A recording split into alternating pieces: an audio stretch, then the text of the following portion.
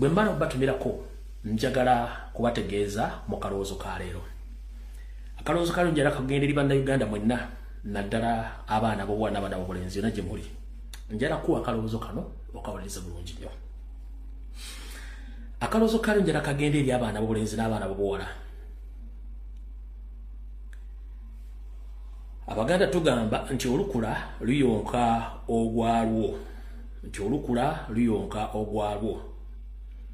Olukyo olukula. Nti omuzadde nga bw'akula mu myaka wattu abaana be atuuka ne batandika omulabirira. Mu ngeri mu ngeri endala. Naye komererwa njala kugamba. Bw'oba olina kitaawo nga yakulabirira bulungi, yakuzaala, yakusomesa, yakulabira buli kimu ng'oli bulungi. Bw'oba olina maama wo nga yakuzaala n'akulabira n'akusomesa ng'oli bulungi essaawa zino. Era nga bazadde bo bakyaliwo obanga omu ku bo waali. Nkusaba otwala obudde ogende olambule ku mukadde oyo bw'aba gy'ali omutwalire ekigula magala eddiba, omugulire ku nnyama, omugulire ku twenge, omwebaza okuzaala. Bw'abanga mukadde omukyala waali oba tata waali, nkusaba gy'oli yonna fuba okulaba ng'olaba ku muzadde wo olw'ensonga abazadde bano nga naddala tiyakusuulawo. Biri bintu bibiri. Waliwo omuzadde atatwala buvunaanyizibwa n'omuzadde atwala obuvunaanyizibwa. Bw'obanga omuzadde yakubeererawo mu bulamu bwo nga yakuzaala n'akusomesa n'akukuza n'otuuka okuba obulungi, muganda wange yonna gy'oli nkusaba, Bayibuli etugamba nti emikisa gyo gibeera mingi nnyo ku nsi kasita obanga oyagala bakadde bo, era bakadde bo bye Katonda asookerako ku nsi. Essaawa zino oli myaka emikulu naawe ozaddeko owulira obuzito bw'abaana abo, naawe atannazaalako naye ng'oli independent. Essaawa zino owulira ebizibu bye weetisse. Olina okunoonya ssere z'okulya, olina okunoonya ssere z'okupangisa, olina okunoonya ssere z'okuwambala, olina okukola buli kimu kyonna. Naye jjukira abazadde bo dde wano nga bakuzaala, baakulabirira, baakukuza okutuuka w'oli. Muganda wange bw'oba oyagala emikisa emirungi, muzadde wo n'abanga mubi nnyo, as in physically nga mubi, asigala muzadde wo. Kwata buli kyonna ky'olina ogende olabe ku muzadde wo, kubanga ye Katonda w'oku nsi. Bw'akukiikira ensingo ng'oli bulungi, tojja kuba bulungi, kubanga ye yamala obudde bungi nnyo ng'akulabirira. Okuggyako nga yakuyisa bubi oba yakusuula, naye bati yakusuulawo. Bw'oba otudde ku dining olya n'abaana bo, ovuga emmotoka weeyagala, naye nga muzeeyi gy'ali talina adde ssente zigula amafuta mu ttaala. Bw'obanga otudde w'oli ng'oli mu kulya KFC oba oli mu kulya buli kyoyagala kyonna ekyebbeeyi, oyambala bulungi, otambula bulungi, nga muzeeyi talina adde engatto mu kigere, nga n'essaati egubiisidde, maama talina wadde kadde gy'ateeka ku mubiri, naye nga gw'oli bulungi, osula mu bbala, osiba mu bbala, weevuga, okola ki? Nkusaba muganda wange, buli maama lwakiika ensingo, buli twata lwakiika ensingo nga yakulabirira bulungi nnyo, kiba kitegeeza nti emikisa gye gibeera mitono nnyo. Njala okukujjukiza nti emikisa gyaffe gyonna giva mu bazadde, kye kisookerako ddala. Ekyokubiri nti omuzadde oyo ye looyawo asookerwako, ojja kusigalawo ye ng'agenze. Eyo gy'agenda ffenna gye tugenda okwolekera oluvannyuma, tulinayo abaatusookayo be baba batukwatidde ebifuno tubulya ki ekigenda okukola nga ffe twakajja. Singa Katonda baamwaju amujjo n'amutwala. Fuba nnyo okulaba mu bulamu bwo obw'eddembe ng'ogenda olambula ku maama wo, olambula ku taata wo, unless nga yakusuulawo teyakulabirira. Naba nga yakulabirira, nkusaba otwala obuvunaanyizibwa. Nga bw'owulira nti weetisa obuvunaanyizibwa ku myaka gyo, kwati weetika obuvunaanyizibwa bwo okutuusa w'oli. Nga bw'owulira nti ensi nawe olumu ekulemerera, n'omuzadde ensi yamulemererako ng'akulina, naye teyakusuulawo, yatoba naawe mpaka lwatuusa olwaleero nga naawe oli independent. Omuzadde kintu kikulu nnyo mu bulamu, atamanyi gy'ava, tamanyi gy'alaga. Ky'okola banno toyagala bakiikole.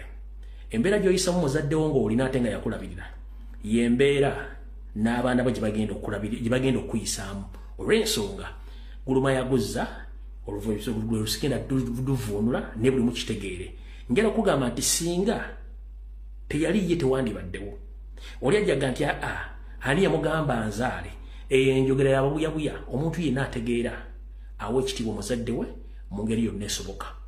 Yagala muzadde wo, mulabire mu nnaku ze zisembayo, era kola buli kimu ekisoboka okuba nti olabira muzadde wo bw'abanga yakubeererawo, kubanga singa teyali ye nawe tewandibaddewo. N'olw'ensonga eyo ke kabadde akalowoozo ka leero, njala tandika vidiyo eyatuleese olwaleero. Alright. Eno olwaleero Sunday special, mugenda gitegeera bulungi nnyo. Njagala mumpitire president abere ku video ya leero. Ngira mumpitire Christopher Damulira Kahanga Muhanga akulya CMI owa ISO n'akulya police n'ennyande tibahabulwa tusimbule video. Video tugenda gikwata mpola era ngenda kubeera mukkakkamu mpola naye simanyi gimala ku nga ndi mukkakkamu. Okusokera ddala buli muntu yenna nkozeka video kade kadakika 20 mbadde mu t-shirt ya cream eriko Balenciaga. Video njitadde ku mutimbagana gwangu wa YouTube. Nja kujja link njite ku Facebook akawungezi. Mbawadde nembaga mbateddeko tenembagamba togwa mu bafere wewala bafere lwaki abantu bangi bafiridwa sente zaabwe ku online bo apps obuli ku online obukola business z'okukyusa ensimbi okutereka sente noziza zisaamu bo app bwefullant buyamba abantu omaliriza nga bumanyaze n'ebirala bingi mbyogeddeko mu kavidiyo ako okusinzira nti abantu bangi babbiddwa munako bbiri babega abantu babbiddwa obumbi obusukka mu 10 omubende nenga ababbye manya gabagamba nogo abafera abalyanga batudde okubba abantu kale gendo labe video yange eyo badde mu t-shirt ya cream ngerike kiga mu Balenciaga ngenda kwata link njiteeke ku YouTube Facebook page zange zonna then ojja gendo labe video eyo amagezi gakuweba munno bono bawe buzabuzanga afukana abantu bangi bali mu kufere olwokuba tebalina information fano kyetukola tuba tubagula maaso buli nsonga yonna ekola ki etandika. Alright, akatandika tandise.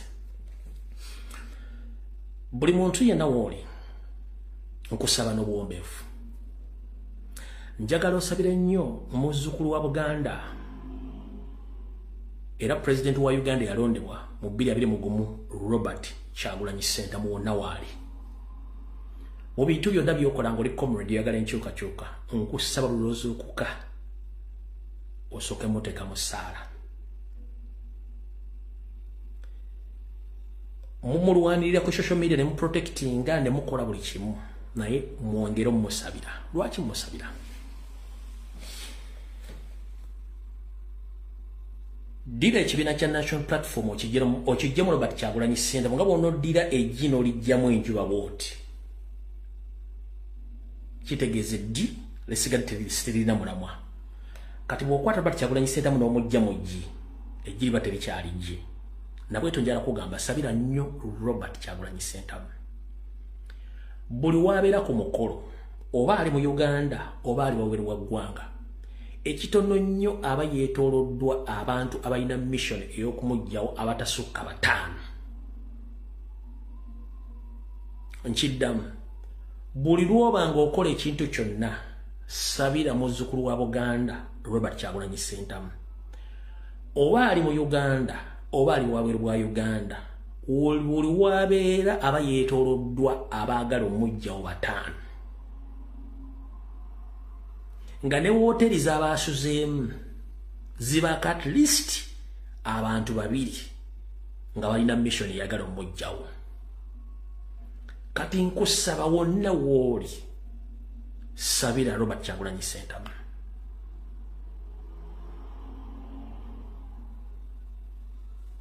Katonda amukingirize abatemu, amukingirize abalyake, amukingirize bambega nabo bannakigwanyizi.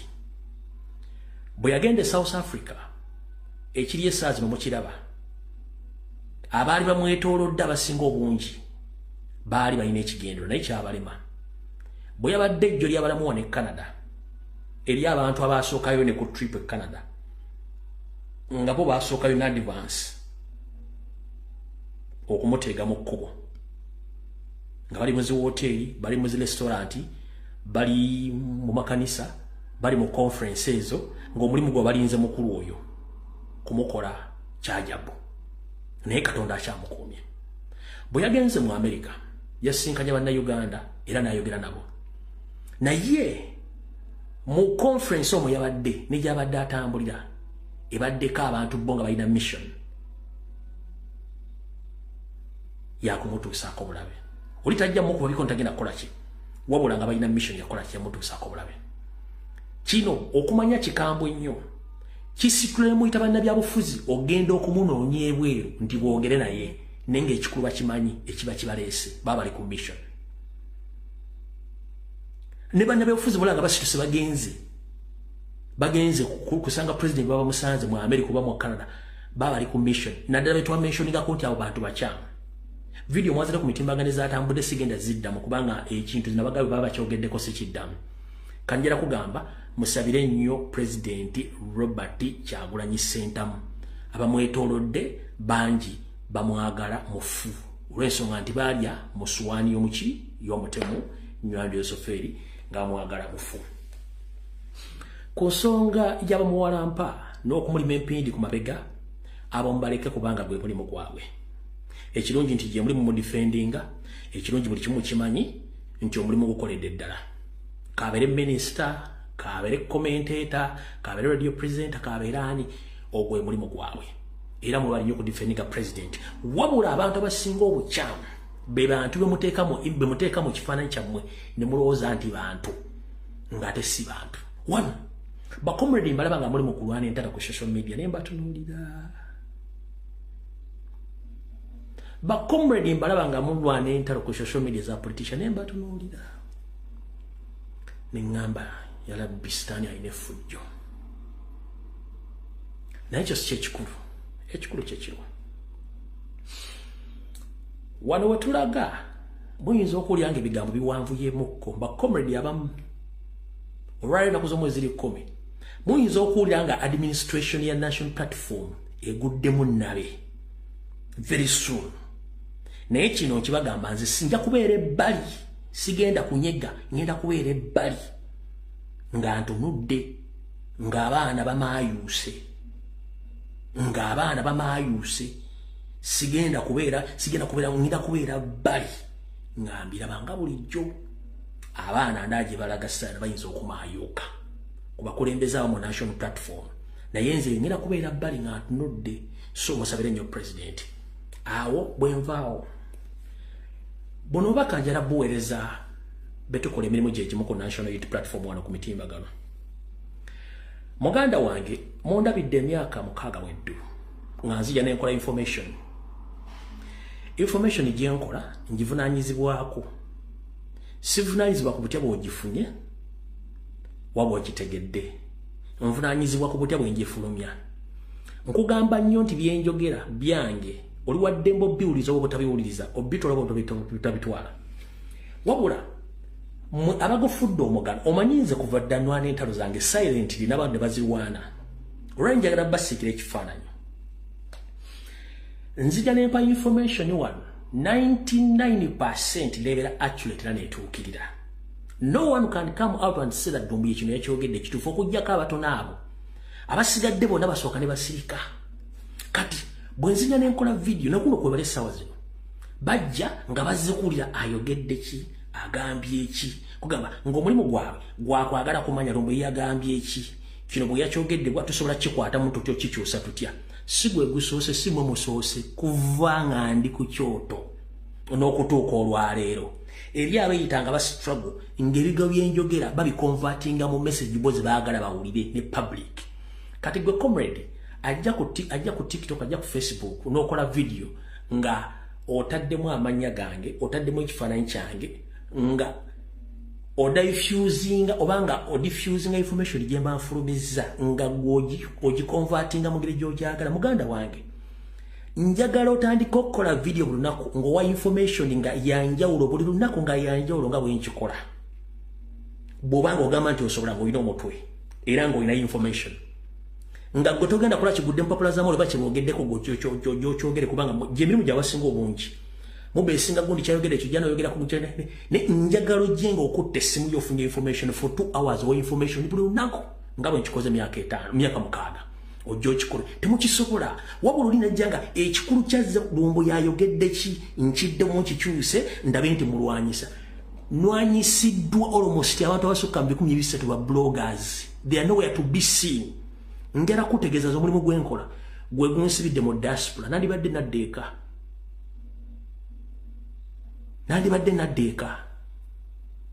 ndi refugee lwa information gyenfulumya gwe gyetasobola kufulumya byenjogera ku bino sikamula mubisi kubanga ne TV tesobola byogera nze njagala okuddeeka era abantu bangi bakulanga lumbu yokola kya waki togenda nembaga please nwana kuddaka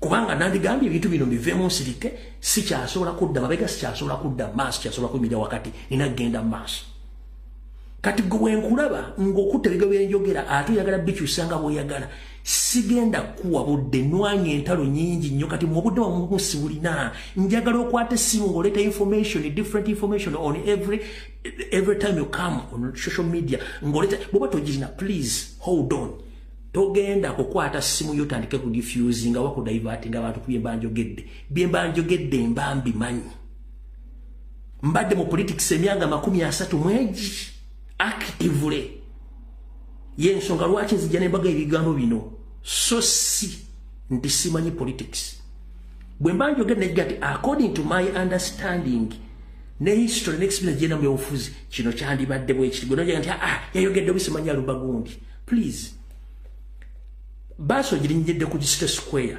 jukire badde ina gyeva mu kyalo totegedde bane be yatisse tokolanga comment ngoli ku City Square abasinga obungi muri ku City Square okolera comment tomanya basi mu kyalo gyevudde esanze bisiiko ki kati yenze gye tuvudde wala okutuuka no bwe nkugamba nti kino kyandibadde bwekiti gunaga kino yagabibwa ati kino kyandibadde bwekiti mukulu entegera ffe si yemu abalamu ba commentator you are just commenting not analyst oba temuwa information okitegedde bulungi nnyo so njagala kugamba nzize mba information njesiga njifulumya nga yeeyo goba tolina information zipap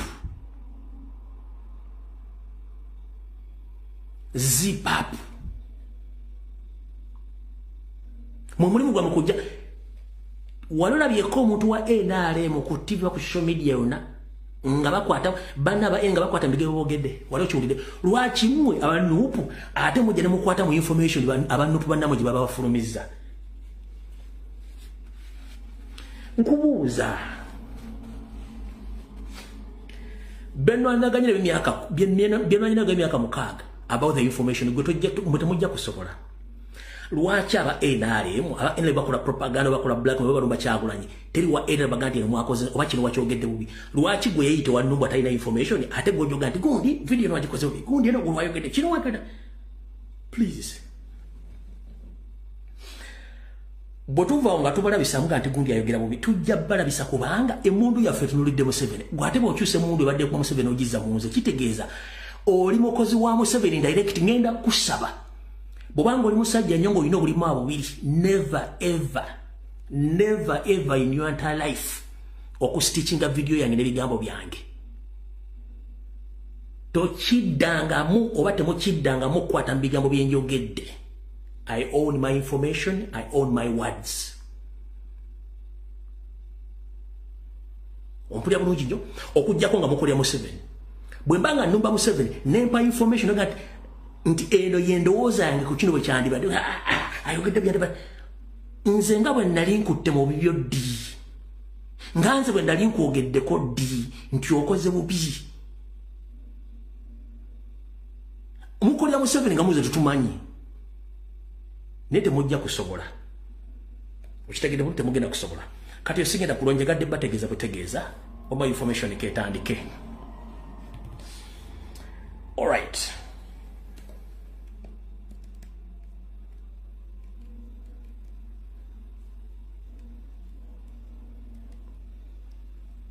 mpemo akadde wano all right okusokera nja kusaba mwenna abazira kisa aba national platform n'abantu abali Kenya bakomere abali Kenya tubasaba mutuyambeko ku mwanyi naffe gwe bayita Alexandria Marinos eyakwatibwa nga tukyali mu struggle wano n'atulugunyizibwa mu tocha chamber za Museveni n'amala n'ateebwa nga ali mu mbeera mbi omukyalo n'ali Kenya naye embeera esinungi kitegeereza okuba nti baddamu bamulumba e Kenya nabo mu obutwa mu ngeri etakola bulungi ngenda kusaba omuntu yenna muna Kenya muna Uganda ali Kenya n'abana Uganda bali mu nsi yonna amujja kunoonya omukulu eyeekolera oba munoonye Pastor William Asimwe tusobole okuyamba muganda waffe ono mwannyinaffe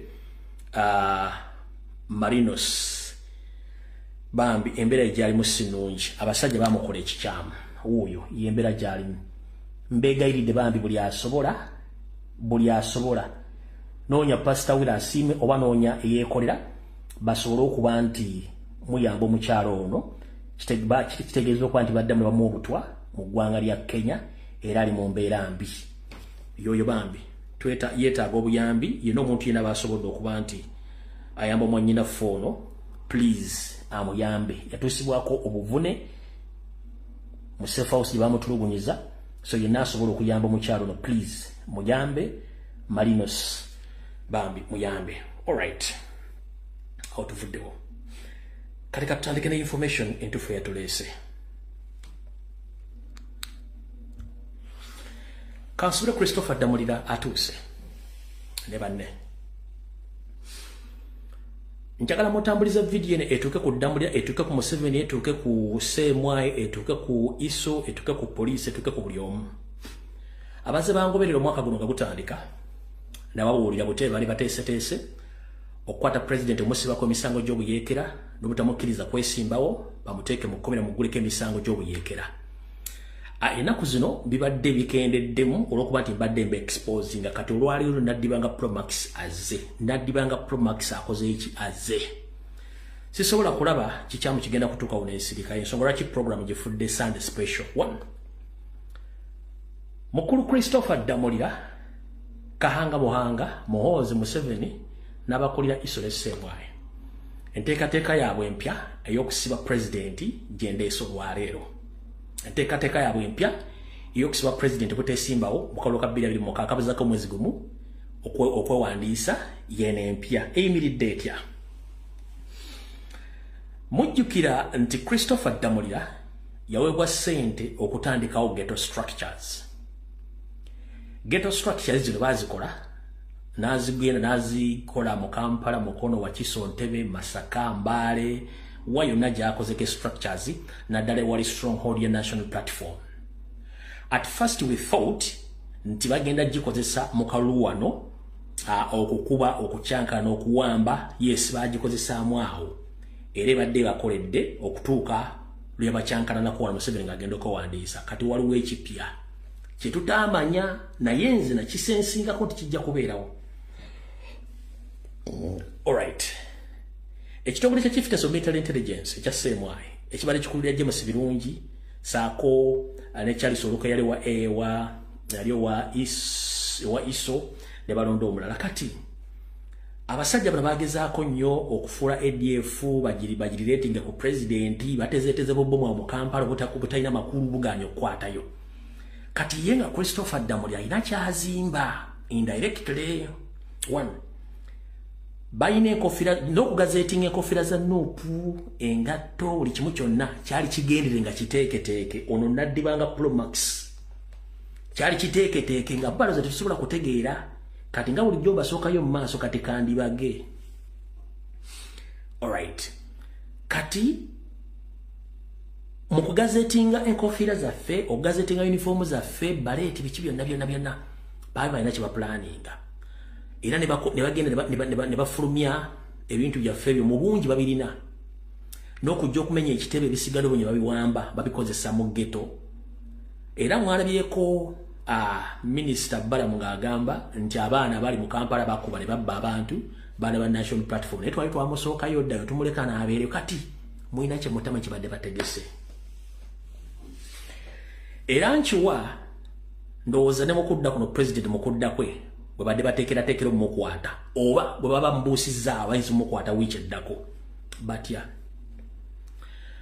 Christopher Damulira abasinga mujja Christopher Damulira kijambia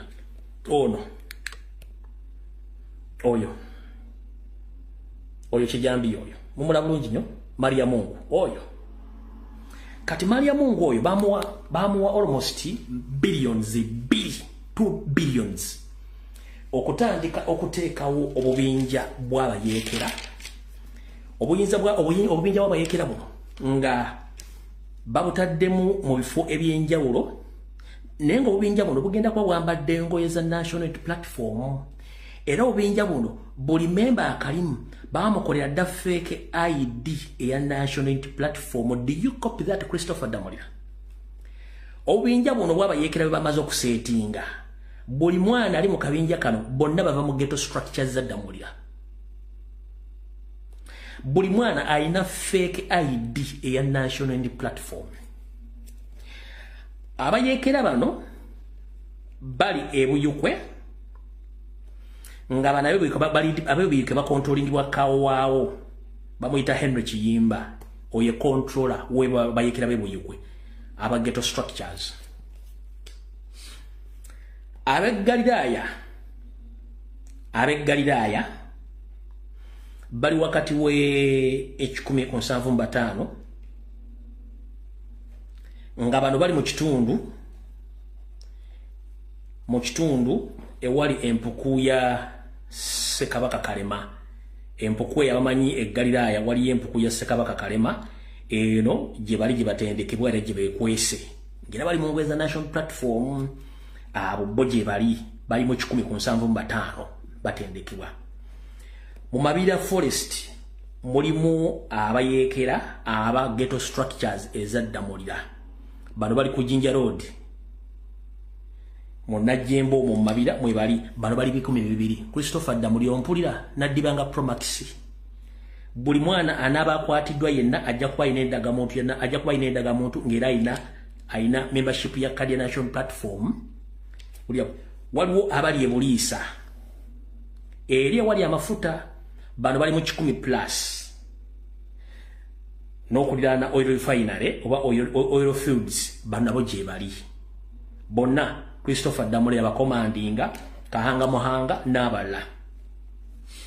Bana beno bakulemberwa Kiseka Moses.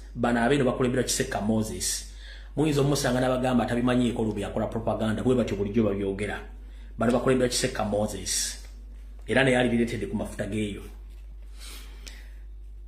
N'okuliraana Kampala mu bitundu ebimugamba nga Kyanja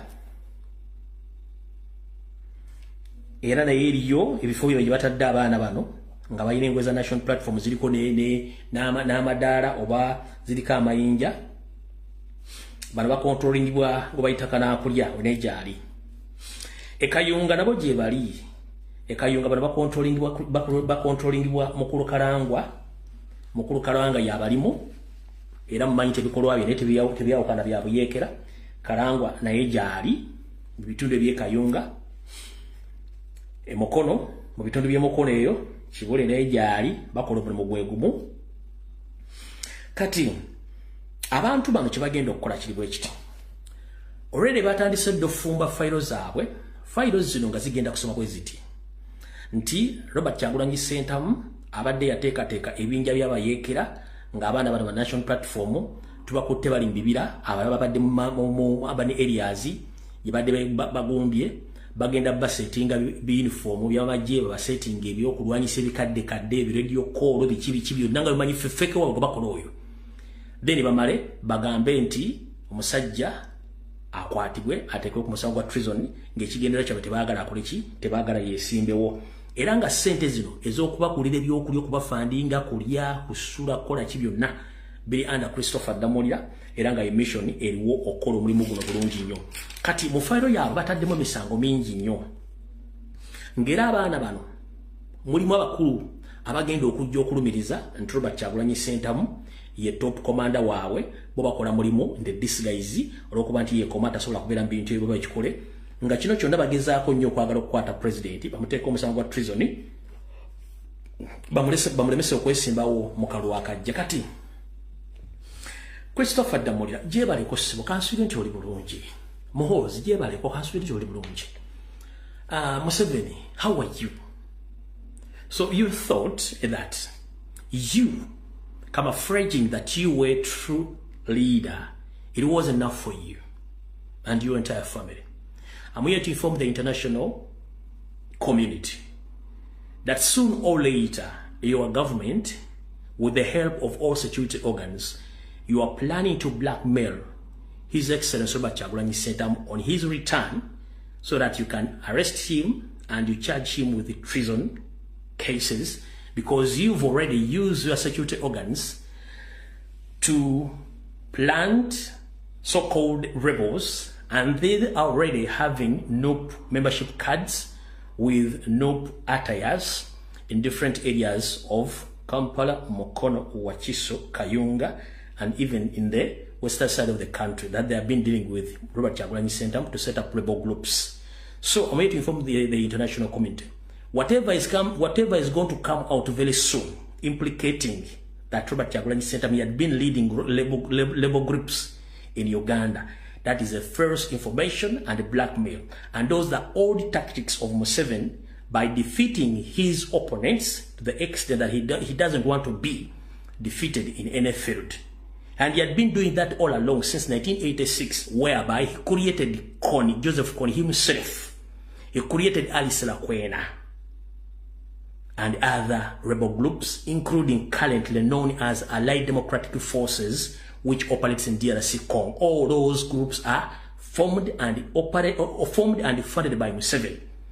During the Kony War in the northern part of Uganda, he was using Kony to kill the northerners, at the same time is taking the huge opportunity, or that time using that chance to take over the land which belongs to those people by forcing the Ugandans in another part of the country to be taken to concentration camps. That's how they got a chance of taking over the northern part of Uganda. So the same thing now is creating right now.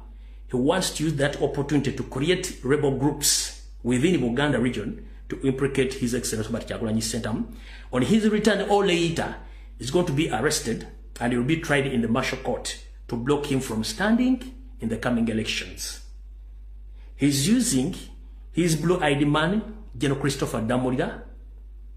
He's using his brother-in-law, Kahanga Mohanga. He's using Kandiho, CMY boss, and ISO boss to do those data work, to do those data jobs. So I'm here to inform the international community, whatever comes out very soon, be aware that that is blackmail. For instance, this week, the army spokesperson, Felix Kraije, openly came out and said that UPDF and other security organs are ready to crush National Unity Platform supporters. This week, which we are concluding today, the army spokesperson, the army spokesperson, Felix Kurimbaje, a man with a disability, he came out publicly and said that they are going to deal with the national platform. They will crush them.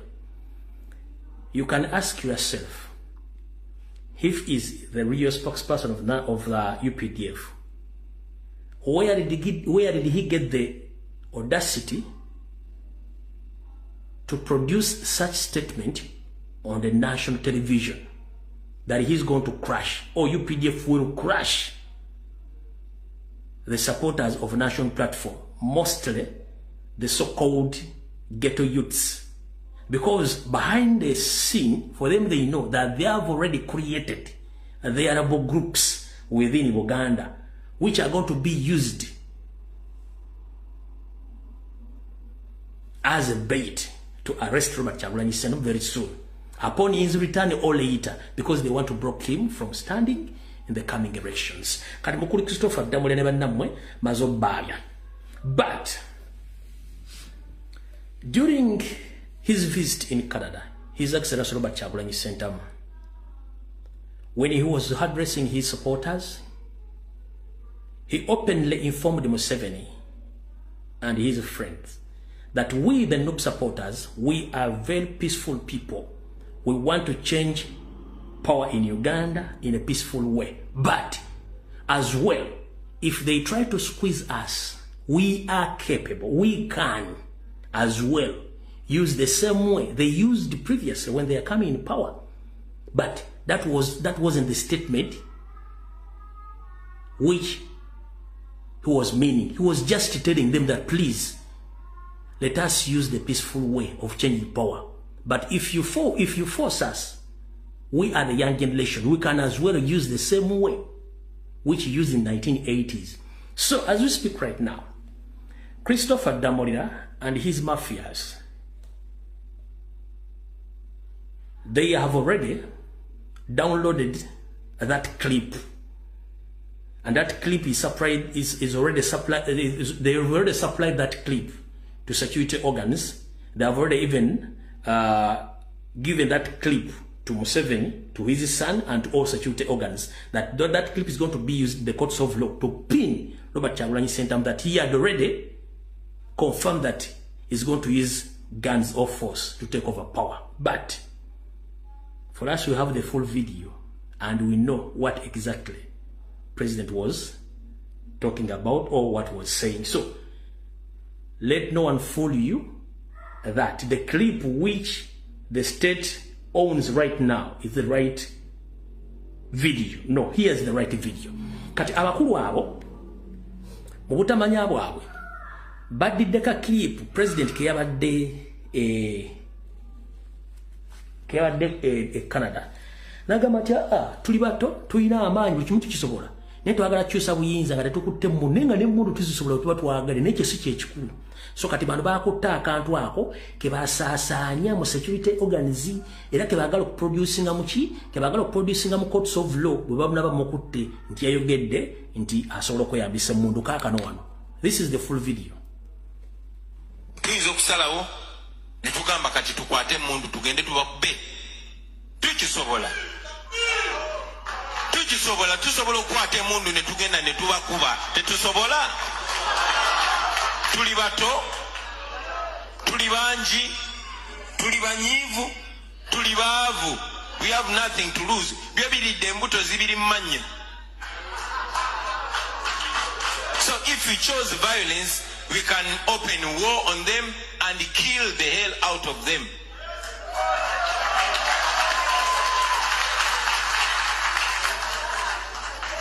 Atenga bobo wangu de nacho kikirizibwa kuba ne constitution etulagira nti bannayuganda balina eddembe okukozesa enkola yonna okugyawo gavumenti eri unconstitutional eya Museveni eri unconstitutional. So ne bwe twandipiikinze byakulwanyisa twandigenze ne tumulwanyisa ne tumuggyako, but we chose not to go that way. We chose non-violence. Lwaki twasalawo ekyo baganda bange? Banjagala nnyo nenkimakinga clear kuba mbeera n'abavubuka bangi ne bagamba Bobby tetwakuwagira kubanga oli mubanda, twakuwagira kubanga oyo osobola okutowa order n'ogamba bufala tugende tubunyalise ne tubukakkanya. Naye mbagamba baganda bange tetukwata byakulwanyisa kubanga violence ezala just violence.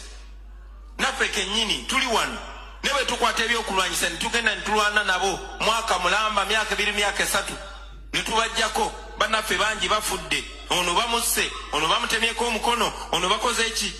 Kyangu nnyo okutuuka mu buyinza naffe ne tufiiringa entitled. Era abantu batunuulira ne tubagamba mwesi mwe mwatuleta mu buyinza, emundu zaffe zino zatuleta mu buyinza. Twalwana kyangu nnyo ebyo tugenda mu bwongo. Twava tusalawo tukunge bannayuganda bonna benunule bonna, so that ne bwalibeera nze nga tuuse mu buyinza sisobola bagamba nti nabanunula, tuba twenunula ffenna. Right.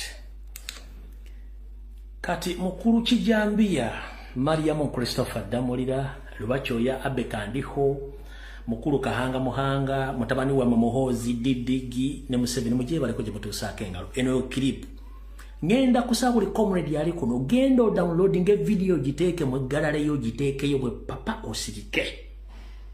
Nkusaba genda downloading video eyo gye nkuzanyidde ogiteeke mu gallery osirike yonna nga bwe yawadde statement yeeyo. Kubanga Kahanga Muhanga Damulira Christopher ne basaze mu kakiripo kali yake mundu ke bagenda okukozesa ngo obujulizi buya confirmation agenda kwata mundu mweno statement. Kati ffe byaffe tubana ngenda kusaba comrade downloading aka video yakateke mu archive yo bagambira tebagenda mugulako emisango gyo bitakwatagana ffe tuba tulina buli kimu ekyetaagisa ndola mu kitegedde bulungi nnyo. Omukulembeze yabyogera openly teyekwese kati mu kimbadde mugenda okukola mbasooseyo nga bulijjo era nzo ogwaga gwako dibaga mazoko dibaga katugende maaso malina okunywa kotozi. Iyo project nkube ya billion ziringa nnya.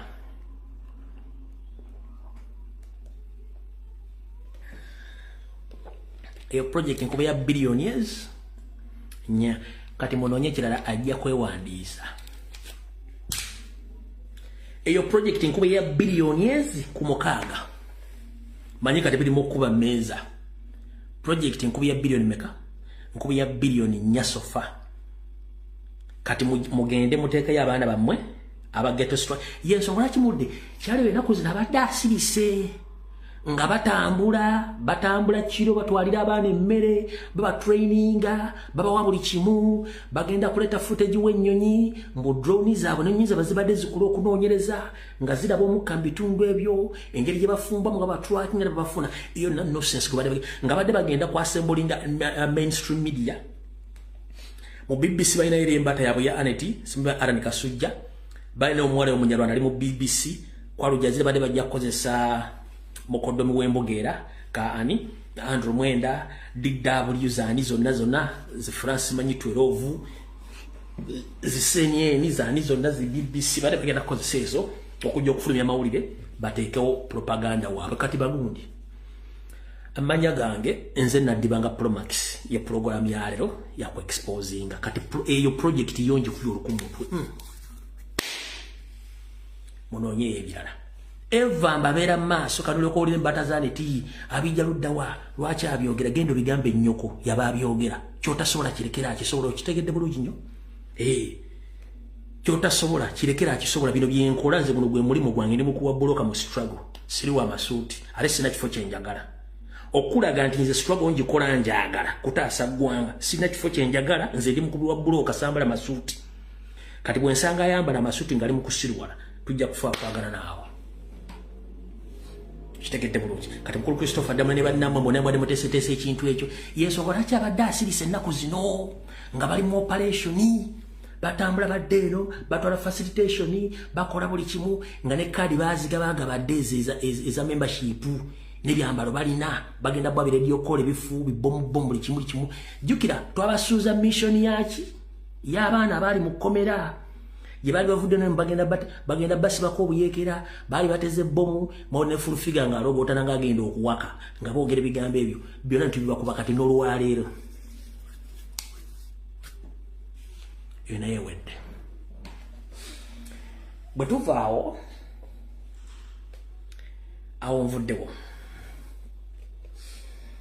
kati kansoke mbawa amawulire gano nako mukawulire ekisinga obukulu nga sinavaawo awo ekyewuunyisa the so-called opposition figures opposition figures information yonna bagirina ku masimu gaabwe n'emitwe gyabwe nti kyabwe bagenda mukwata bonna tekubako akulimba salonga mulengejja yali bagenda mugomukaka tatuukayo mugomukaka yatuukayo nakino ekyobutagenda kuwandiisa nasalonga mulengejja dde akimanyi mpuga akimanyi mukaako akimanyi abedi bwanika akimanyi balukwago bakimanyi bonna badde bakimanyi kati nze nkuba kakota nze nkuba kakota bonna kati mbakubidde mukitegedde bulungi nnyo kati kabawo information endala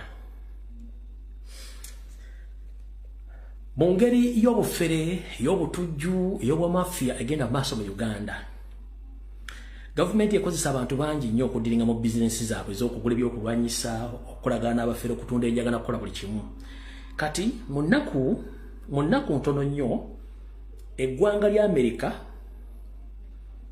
lyayisiza nga zaaliwo n'ezidde azaaliwo n'ezidde Julaayi 3 alyayisa ekiragiro okuva mu ofisi ya United States Attorney General Office Eastern District of Virginia ne bagaba bayisiza ekiragiro eri Bulgarian army trafficker and 3 others indicated for conspiring to supply military grade weaponry to Mexican drug cartels. Nginaku z'omwezi 3 mwezi gw'omusanvu mu office ya Attorney General mu district ya Virginia bayisa ekiragiro v'omwange nga kinoonya abasajja 3 kuliko Omubulgaria ng'ono kafulu mu kutambuza ebyokulwanyisa n'abalala 3 abenyigidde mu kutambuza n'okutunda ebyokulwanyisa mu bakatero babasajja abatunda enjaga n'ebirala mu ggwanga lya Mexico. Kati ekisinga obukulu mu statement eno yafulumye ne indictment eno yafulumye mwafulumiddemu nfanfe wa Museveni yono mfafe wa Muhoozi yoyo omulaba yoyo America egwanga nga America limwagala limwetaaga oyo bamuyita Mperirwe Michael Katungi yesimbye Butemba constituency mbumungu ambere kati Michael Mperirwe Katungi wanyampise Kiniga Wanyamumpari Mperirwe Michael Katungi wanyampise Kiniga Wanyamumpari gakubugumya kati kansule baba ne woli kati gakutokota mayi mwagala nnyo sente z'obwerere nga mwe problem musingo okutegeera temulina laamu ategeera mmwe mwabaka bano temulina laamu ategeera temulina laamu ategeera bamala ne bakwata yadduka tali mu America ali mu Uganda ngenda basomera lwaki bamwagala kati olw'okuba nti bamwagala kati ate Muhoozi abadde nga amutimba yamutimba nga 16 ogw'okuna 2025 n'agamba my envoy to all gang leaders in Haiti is Ambassador Michael Katungi. They are invited to Kampala to discuss peace in August. Okaraba ekibaita kawo mentality yennyini Muhoozi yawandika n'agamba my envoy to all gang leaders in Haiti is Ambassador Michael Katungi. They are invited to Kampala to discuss peace in August. Kati ulire ekiwandiko kisoma bwe kiti Alexandria Van in an indictment unsealed in Eastern District of Virginia. The United States charged a Bulgarian army trafficker and 3 others foreign nationals with conspiracy, distribute cocaine, conspiracy to pose firearms, including machine guns and destructive device. In further range of drug trafficking crimes and conspiracy to provide material support or resources to the foreign terrorist organization. As alleged in the indictment, since at least September 2024, Peter Dimitrov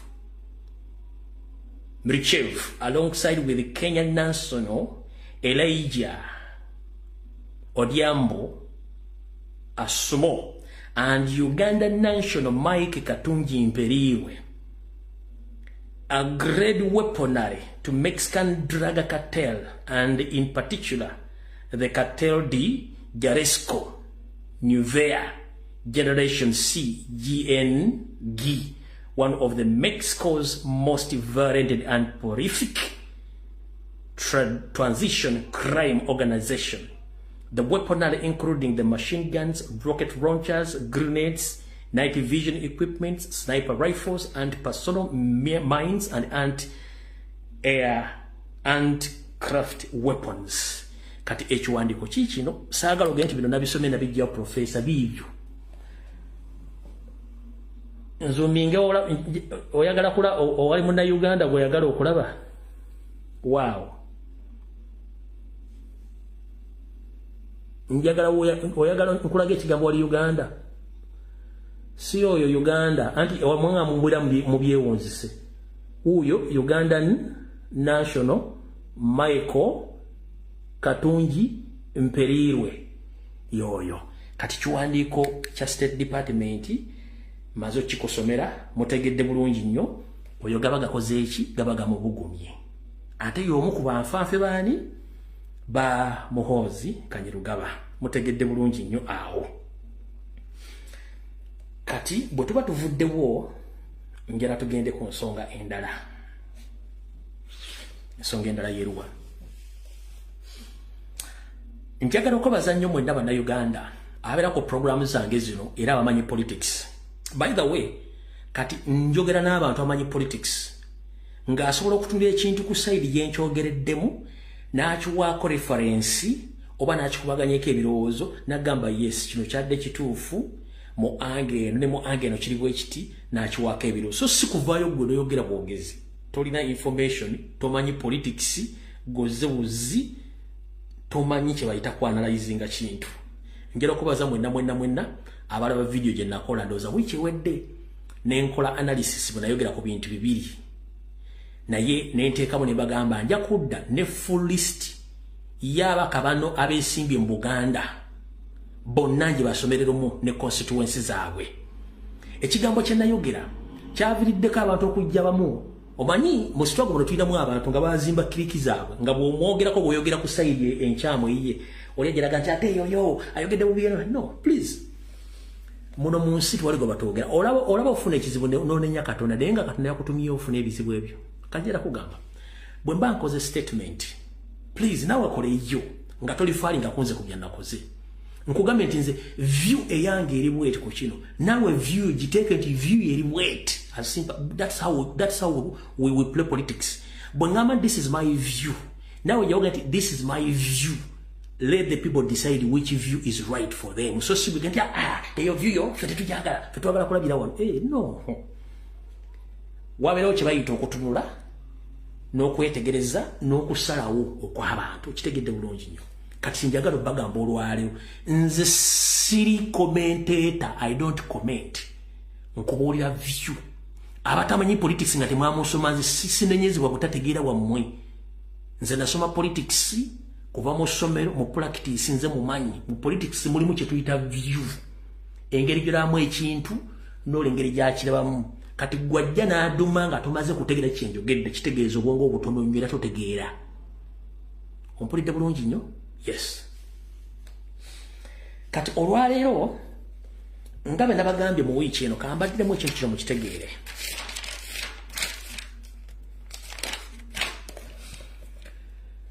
nga bwe nabagaye wiiki eno nti Museveni akalulu kano akatidde naye agenda katwazisa maanyi binakomekeza mu court defe tulwa protest vote nkujjukiza tugenda kagenda munalo kanemba gambe bintu bino wammanga nemba gamba Nyando Yoseferi alonze Abanyarwanda mu office ezisinga obukulu mu Buganda region nemba gamba nti alonze ba district returning officer abalangire bivudde mu Bululu ku district bonna Abanyarwanda 100% nemba gamba nti alonze ba diso bonna Banyarwanda mu Buganda nembaga nti alonze ba Giso bonna Banyarwanda mu Buganda nembaga nti alonze ba DPC bonna Banyarwanda mu Buganda nembaga nti alonze ba RPC bonna Banyarwanda mu Buganda ekyo nakibagambye bwe mmalo kibagamba nembagamba nti nze kati sikyasomesa politics nsomesa occupation politics mwongera mu bwongezi nsomesa occupation kati bwentandika okugamba ekigambo occupation nga tokitegeera please wumuzaako omutwego si buli kimu kyogenda kyogerako kyotategeera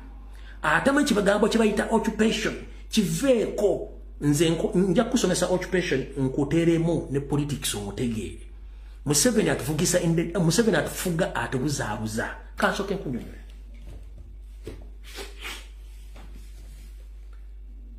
Museveni ngajja okufuna trust in Baganda yajja yekwese ne mukwekwekanga abamanyi batugamba nti ayina ebigambo bye yabagambanga naye nga tebabifuna makulu by the way Museveni ye muntu ajja nagamba ekigambo notakitwala nga kikulu nde joking way naye according to my records ne research gwenkoze buli statement Museveni gye yakolanga yakajja mu nsi yakagenda buyinza bingiti ng'akyali mbega ng'ali mu nsiko ng'awangudde ng'afuuse president buli statement gye yakola agimininga yajjanga yesesa ng'ayogerera ku bajjajjaffe bamuyambe bamuweese naye nga abagamba bwe tumala okuwamba nja baddiza obuyinza bumwe ekyo kyalinga vice versa sijja bubaddiza nja kubaddiza kino tajja kibaddiza ngenda basasula ebintu byo talina gwe yasasula okuggyako batta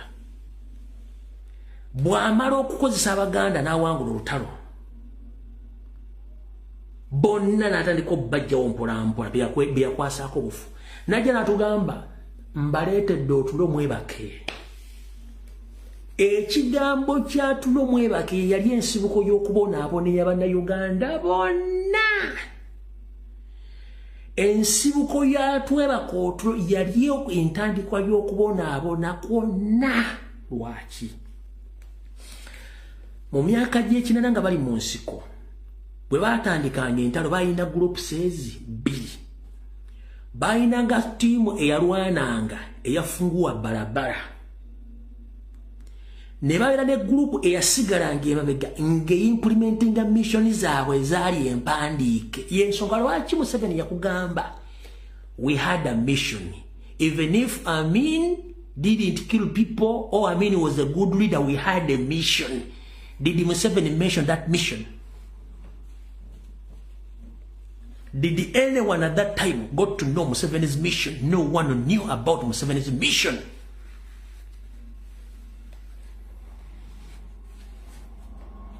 Yakugamba Amini wali mufuzi mbulaso obayata twalina mission yaffe.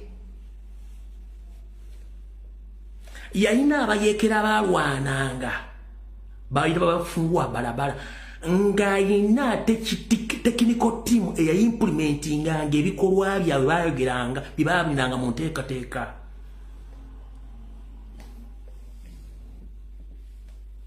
Bweruwa buli yatuyamba mu lutalo nga tumaze okuguka wetuyise nga tuyisewo successful abasigaddewo bonna akiwakanamu genda obuze jjajjaawo mu Luweero triangle what happened.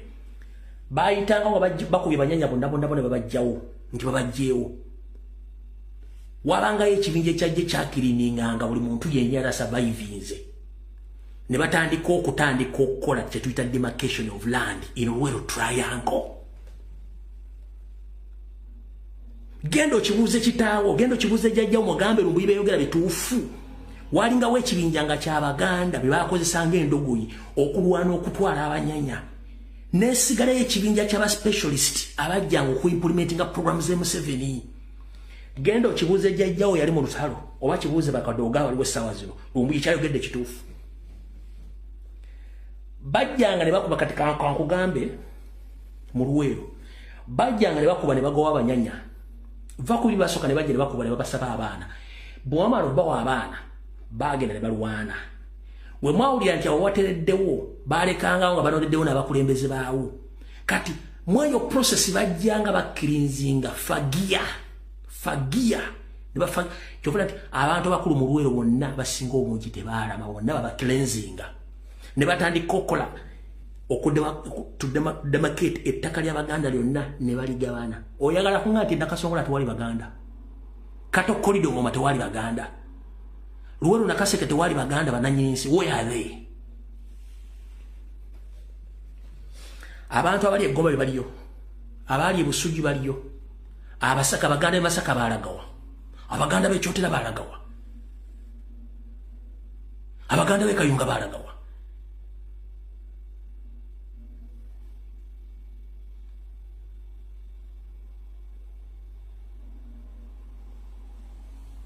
Bonna baberanga n'ekibinja ekiri specialized nga kiimplementinga mission zaabwe. In fact, mission ya Museveni teyali yakufuga.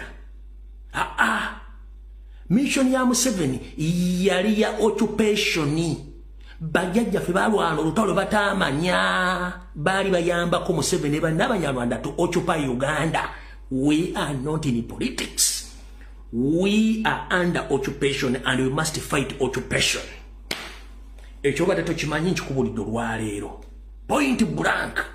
Yakugamba Amini oba yali atta bantu batali atta bantu twalina mission yali ya occupation. Our grandees fought for Museveni in the disguise that he was liberating that country. But they were implementing Museveni's occupation mission, which they didn't know about it. Right now, the occupation is taking place.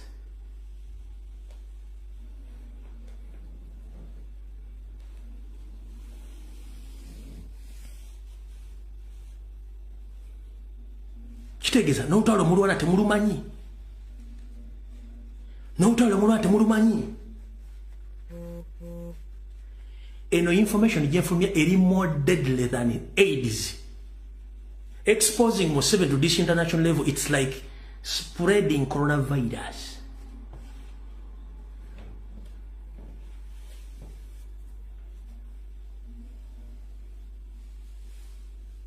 Kansulete amagezi gaze kati. Kansulete amagezi gaze. Nolaba aliko TikTok. Bibeyogera tebitegera. Nombo yeyogera. Tojja bitegera kubanga omutwego tegwenkana gwange. Emyaka tetulina gyegimu. Nebiyogera tojja bitegera. Kuolere Zambia swimming pagira gundi ndi team gundi nze sirina team. President wange yegye kagwe mpagira ye team ya sirina team. Siri mu kirase gama ati nze ndi team sibira team no. Ndi focused ku kinyusa kinene ky'okukyusa eggwanga and never in your entire life open your stinking mouth ng'oyogera ku linnya Lumbuye ng'omwogerako byotate. Never ever. We are under occupation. Our grandies didn't understand Museveni's mission. It's with the grandkids now who understand the mission. Tetuli mu politics anymore. Okutegeeza tetuli mu politics anymore. Nakugambye nti Mbonyero wali amasomero agasomesa Abanyarwanda ennimi enzaaliranwa omuli Oluganda, Olusoga, Olunyolo, Olutoolo, Olukyoli. Eri amasomero ngago galugo okukulietinga abantu bapya bagenda kuocupayinga bitundu birala nga beefudde baayo. Nembagamba n'essomero lyazimba Tanzania eyo facility esomesa Abanyarwanda kujja nga already bamanyi buli kimu ekiri mu Uganda. Bamanyi obulombolombo n'ennono, bamanyi engero, bamanyi ebika, bamanyi okutambula, babali buli kimu. Naye beerabira nti Omuganda alina wisdom. Omuganda mazzi gakulukuta gye gaali gakulukutidde. Yensonga lwaki muli nti eri abalugwala Abanyarwanda no kubanga babasomesa. Eri abalugwala eri Abanyarwanda abaki abakalamojja kubanga babasomesa. Eri Abanyarwanda abaki abasoga eri Abanyarwanda abaki Abagisu, Abanyarwanda Abaganda, Abanyarwanda Abatoolo, Abanyarwanda Abanyolo, Abanyarwanda Abanyankole bazze babasomesa ebintu bino. Babasomesa ennimi. Kyokka ekikomisa abantu abasomesa ebintu bino by indigenous kuba temwagala kutegera kati mukitegedde bulungi nnyo. We are under occupation. To observe this, the entire community nabasomesa ebigo bisatu last week nembasomesa nti politically, Abanyarwanda are taking the over. Socially, Abanyarwanda are taking the over. Economically, Abanyarwanda are taking nabasomesa issues big. Politically, socially, economically, Abanyarwanda are taking the over.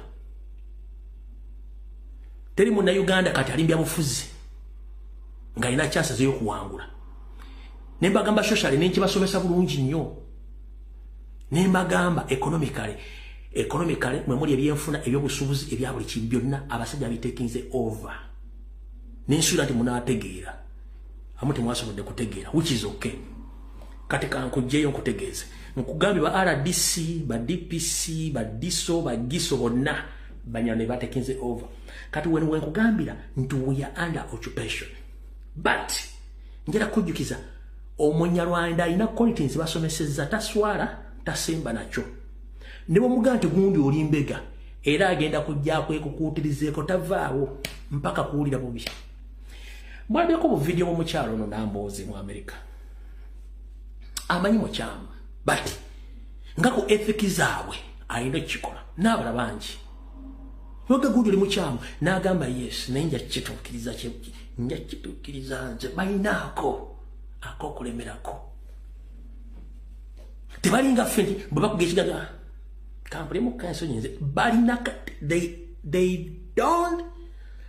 they don't leave mission without completing it. The moment you sleep, baba genda kumaliriza. Kyovula bagenti sabira nyo president buli kyoba okola mbadde nkitegeeza. Kati mwana mulenzi kansoke nkubulye constituencies zonna eziri mu Buganda. Eziri mu Buganda, strictly mu Buganda, nze kusomero ziwulire. Eno ya list ya flag bearers mu Buganda. Ulira amulungi nnyo. Makindye East waliwo Abaho Judith na Wabwine eyemu. Makindye East waliwo Abaho Judith na Wabwine eyemu. Makindye West waliwo Dolini Keita Kagabi oyo Munyarwanda. Nakawa West, Nakawa East waliwo Ruhindi Frederick Munyarwanda. Nakawa West waliwo Borora Anderson Munyarwanda. Lubaga North waliwo Katongole Singi Muyindi. Entebbe Municipality waliyo Gashayija Steven Munyarwanda. Wakiso Woman MP Natukunda Kayesu. Kira waliwo Kananura Daniel. Makindye Sabagabo Modini Philip Munyarwanda. Bukoma Nsimbi Woman MP Katushabe Ruth. Chimanya Kabonera Asimo Robert. Kochi Kaunte Tayewa Didas. Remiyaga Rashande. Maogola North Aine Godfrey Sodo. Maogola West Hanifa Bangirana Kaoya. Gomba Woman MOP Nayeba Silvia. Gomba West Rwakojo Robina. Excuse me. Rwakojo Robina. Mitiana North ni Shigumire Mohammed. No, Nsegumire Mohammed. Mitiana Municipality Indianabo Esther. Ryantonde Woman MP Katushabe Dorini. Kabula County Asimwe Enos. Nakaseke North Ahewa Weliba. Buwekula South Bangizi Bangizi Didan Chiboga Woman MP Mohoza Desire Boyukwe Woman MP Mutasingwa Diana. Ompulidde bulungi ezo constituency ziri 2 mwezi mu Buganda. Mu Buganda tulinamu constituency mmeka? Amanyi constituency ziri mu Buganda zimpandikirewo ne namba yazo. Mpandikira omwendo gwa constituency ziri mu Buganda.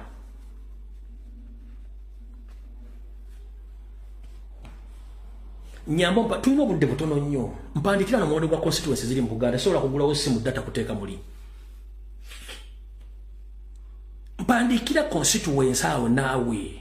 Kuno tekuli bantu balina data. No, teziri 60, no, teziri 39, 84, close to. Bane munyangu ize, nkola information eno nga nabwe mbabuuza, mwangu we, tulina obudde butono nnyo.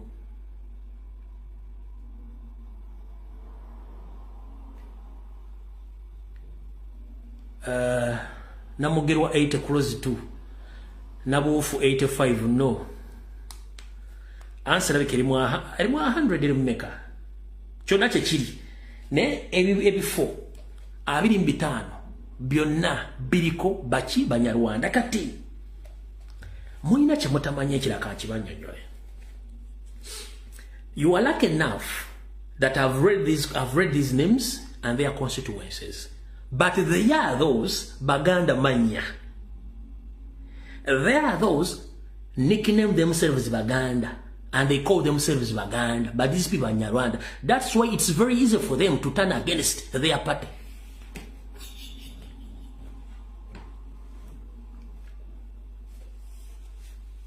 Eriyo Baganda Manya. Nga kibangwira nnyo okulya mu pato olukwe ne bekyusa. Ekyo nakyo mukitegedde bulungi nnyo.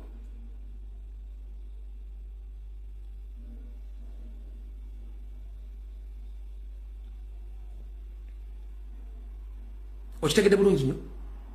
Awo nabo bangi kati mbategedde. Kati bwe nkugamba ekigambo we are under occupation. Njagala okitegedde. The reason that's why we are under occupation. Every after 6 months, Museveni recruits either in police or in army or in SFC. But if I may ask, Do we have an internal wrangle or we have external wrangles? Ekimukurutingisa amaje ne police. Kale police it sound kati population yeyongeddeko ba police tubetaga. But abasirikale abawandiika abagazaaki buli lwabawandiika abasirikale omutwalo by indigenous bakonga 15,000 akenda mu 5 babeera bati Baganda manya basoga manya Banyarwanda basoga manya Baganda manya Balugala manya ebitana bisigadde byonna bibeerawo ate ba making sure during the process air training bagenda ba indigenous babatire babajja mu mpula ba disqualifying mugero tuka ngate mukyeraba okitegera kati ye system munje mutamenti muri under occupation yensongolaki akola ku nsonga za akola ku nsonga zonna zonna zikwatagana kutakati mu Buganda mu Nyarwanda nambalagadda abali Minister of Land Banyarwanda abali munira Banyarwanda abali post office abali mu passport office Banyarwanda buli wambanya kubanga bakimanyi waliwo sectors ezetandwa banansi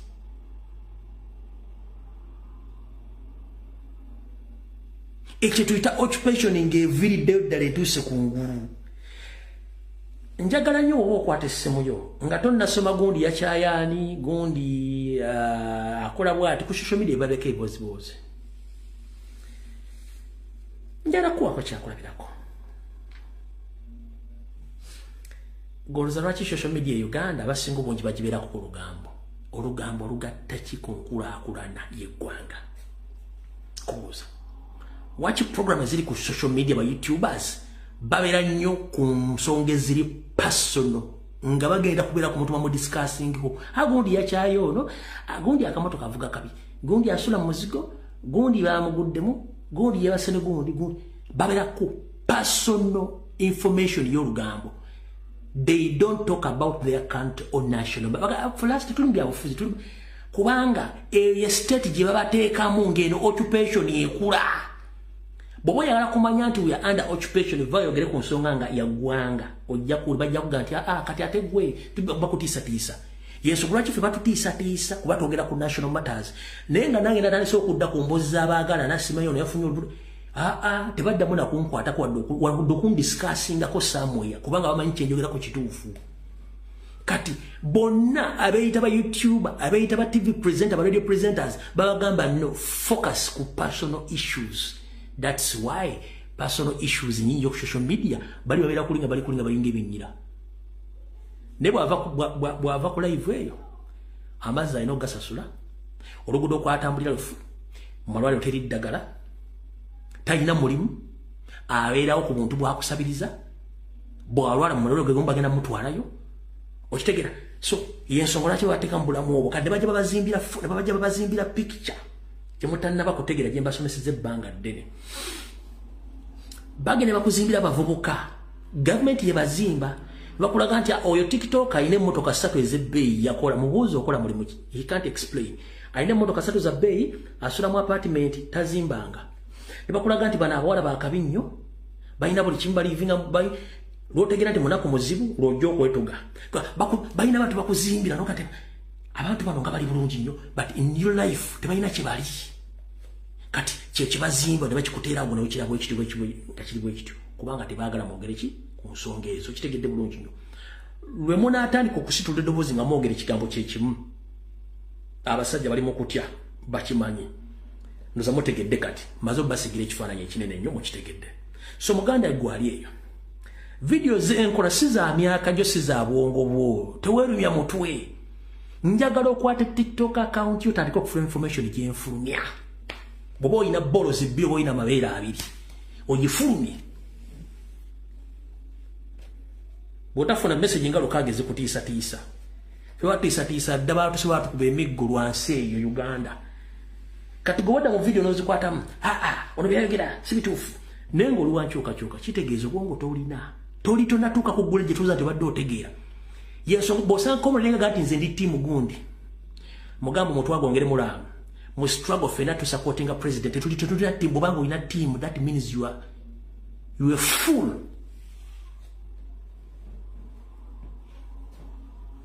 bw'osanga omuntu gaga nti ye alina ttiimu gundi oyo musiru lero bamulabire mu sitego emyaka 10 gaga nti ye alina ttiimu kitegeeza obwongo butono nnyo focus yaffe ya president kujjako nakyemalira ekyo mukitegedde bwe mumala kitegeera katugende ku nsonga endala omanyi ensonga zange zikwata mpola mpola saagala zikola ki saagala zidumira kati bakulu njagala mbasomera ekiwandiiko kino mukire bulungi nnyo kyavudde mu Uganda Revenue Authority kuba tebabategeeza tebaagala bibagamba politics tankwatako revenue egenda kuluma politics akwateko kati uliza bulungi kankusomera ekigambo kino 25th of July 2025 nga 25 gw'omusanvu mwaka 2025 General Notes number 2218 of 2025 Uganda Revenue Authority ekitongole kiwooza ne bakugamba bati additional taxpayers to whom it shall be mandatory to issue invoice for receipt with effect from 1st July 2025 bakugambi nti kiwandiiko kino kikwata kwa bonna nga kibakakatako okufulumya invoice eri ebyo bye mukola okutandikira ddala mu Ogw'omusanvu 2025 kati wulira ebintu bino mbitegeere. Notes is humbly given to the general public by the Uganda Revenue Authority pursuant to section 92 of 2 of the Tax Procedures Code Act Cap 343 that effective 1st July 2025. Every business operating in the following sectors is required to use centralized invoice and receiving system or a device authoritated by the Uganda Revenue Authority to issue electronic invoice or e-receipt in accordance with the Tax Procedure Code, e-invoicing and e-receipting Regulation 2020. Kati ulira bulungi nnyo politics tankwata kwa kusomera ebintu bino. Sectors ezino wano wamanga oba ne business category mugenda sasula emisolo nga mwino giraga busasuzi bwajo kiri kye tuyita e-receipt all sale and retail of fuel. Abatunda amafuta mu bungi oba mbutono mulina okusasula omusolo nga mugusasulya mu nkola eri. Mining and quarry abasimi ba gold n'ebirala saako n'abakubi b'amayinja. Manufacturing biba makolero. Electricity, gas, steam, air conditioner supply namuje muli. Water supply, sewerage waste management, remediation activities, mutegedde bulungi. Construction, transportation and storage, accommodation and food service activities, information technology and communication, real estate activities, professional scientist and technical activities, arts, entertainment and recreation. Yoni Ara Musinguzi, Commissioner General Uganda Revenue Authority. Mwachiwurira mbweno abyaweereza bategezeza ye John Ara Musinguzi under occupation politics tankwatako obiwulidde. Ate ffe batu wa federation tuli bayimbi ffe tuli bayimbi tunonya copyright ate kati babatedde mu ino sasula omusolo. Focho kisu government muto bana mubani abaloga bano bayimbi art entertainment and recreation professional, scientific and technology and technical activities, real estate activities, nze ngenda zimba obuyiggo bwange obuzumbo wabapangisa nawumba basatu tsengedero ofuna muzade baagala musolo mujja gusasula mulimba. Accommodation and food services ogogo mujja gusakati mukitegedde. In normal circumstances kamba bulire mu government empya bwe bekyuse.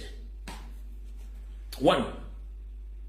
Uganda twina natural resources, twina human labor capacity etumala, twina buli kimu ekisobola okubeezawo eggwanga nga n'emisolo egimu tegyetaagisa kuteekawo. Video omwezi ogwonna basomesa bino bagamba nti omugenzi Idi Amin Dada abazungu bamuteekako nnyo ekinyiga n'atuuka n'akola system. Yakola system zino wammanga. 1. Yasooka n'aga nti agobya abayindi bonna n'abagwira mu business n'abajjamu business n'aziddiza bannayuganda. Business bw'aziddiza bannayuganda n'asalawo n'ateeka omusolo ku bintu ebifuluma ebweru w'eggwanga. Ensi z'abazungu bye baagala mu Uganda n'abiteekako omusolo. Kati n'addira bannayuganda n'abaleka ne bagenda basuubula ebweru. Naye nga bwe bavujja okusuubula bwe baleeta ebintu mu Uganda abajjako omusolo mutono nnyo kisobozese bannayuganda bangi okuyingira bizinensi. Olira bangi basomese mu kitegedde. Idi Amin abazungu Museveni amaze okuwa propaganda na buli kimu. Idi Amin okwempawalinga bannayuganda n'ekonomi y'okutambula yagoba bagwira bonna mu bizinesi n'abajjamu. Business n'addizida bannayuganda n'akola enkola zaali bbiri. Esooka yeruwa yaddira n'ateeka omusolo ku bintu ebitwalibwa ebweru w'eggwanga abazungu bye baagala ze tuyita exports. N'addira imports bwe mugere ne musuubula ne mubireeta mu Uganda n'abiteekako omusolo mutini nnyo.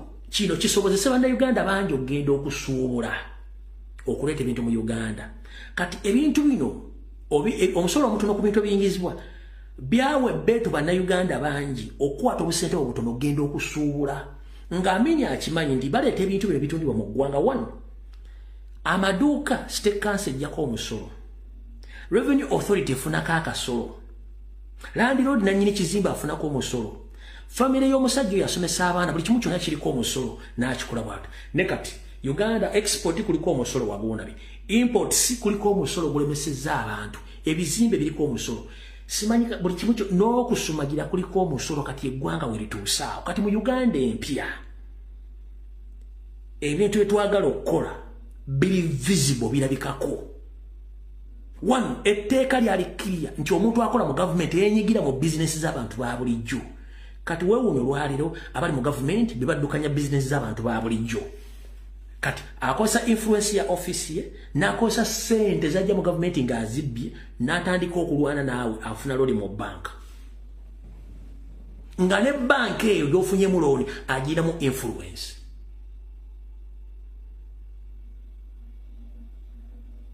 Oba kitegeera? Banyabo ne basibu ngina bagamba abasajja be bakontrolinga kati banka za Uganda zonna. Bakontrolinga banka, bakontrolinga microfinance, bakontrolinga bamanirenda bonna. Kati njala bamanirenda bonna ku ground 99% bonna bagwanga ali mbanyarwanda.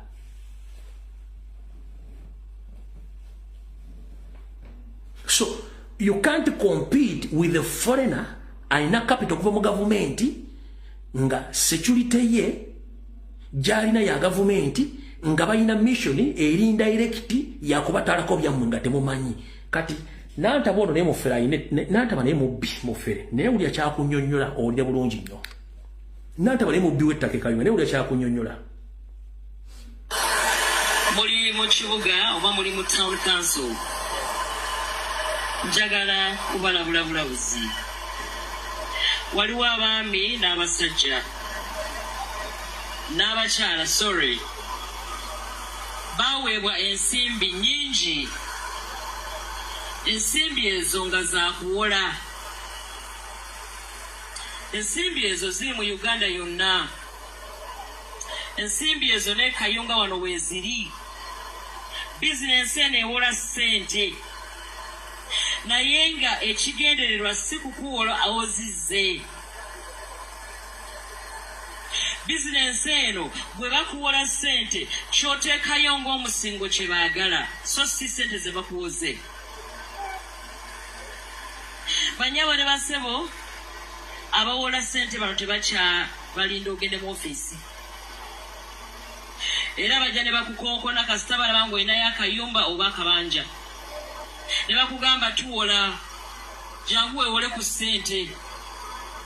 Kakati ennaku zino ffe abakazi abasajja mwatulekera obuvunaanyizibwa obuwerera abaana. Era bwe bagoba omwana olw'okubanga ffe bwe batugobera abaana tusula bubi. Kikyakola ng'agamba mwami omwana bamugobye njagaladde ku ssomero naye waliwo abawola ssente. Basobola tuwayo akakadde ne tuzaayo omwana wa. Omwami n'akubuuza onjagaza ki?